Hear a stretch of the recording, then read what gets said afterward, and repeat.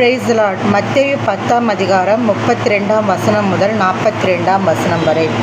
மனுஷர் முன்பாக என்னை அறிக்கை பண்ணுகிறவன் எவனோ அவனை நானும் பரலோகத்தில் இருக்கிற என் பிதாவின் முன்பாக அறிக்கை பண்ணுவேன். மனுஷர் முன்பாக என்னை மறுதலிக்கிறவன் எவனோ அவனை நானும் பரலோகத்தில் இருக்கிற என் பிதாவின் முன்பாக மறுதலிப்பேன். பூமியின் மேல் சமாதானத்தை அனுப்ப வந்தேன் என்று எண்ணாதிருங்கள். சமாதானத்தை அல்ல, பட்டயத்தை அனுப்ப வந்தேன். எப்படியெனில் மகனுக்கும் தகப்பனுக்கும், மகளுக்கும் தாய்க்கும், மருமகளுக்கும் மாமிக்கும் பிரிவினை உண்டாக்க வந்தேன். ஒரு மனுஷனுக்கு சத்துருக்கள் அவன் வீட்டாரே.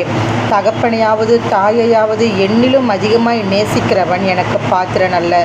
மகனையாவது மகளையாவது என்னிலும் அதிகமாய் நேசிக்கிறவன் எனக்கு பாத்திரன் அல்ல. தன் சிலுவை எடுத்துக்கொண்டு என்னை பின்பற்றாதவன் எனக்கு பாத்திரன் அல்ல. தன் ஜீவனை காக்கிறவன் அதை இழந்து போவான். என் நிமித்தம் தன் ஜீவனை இழந்து போகிறவன் அதை காப்பான்.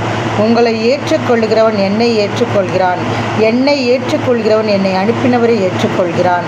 தீர்க்கதரிசி என்னும் நாமத்து நிமித்தம் தீர்க்கதரிசியை ஏற்றுக்கொள்கிறவன் தீர்க்கதரிசிக்கேற்ற பலனை அடைவான். நீதிமான் என்னும் நாமத்து நிமித்தம் நீதிமானை ஏற்றுக்கொள்கிறவன் நீதிமானுக்கேற்ற பலனை அடைவான்.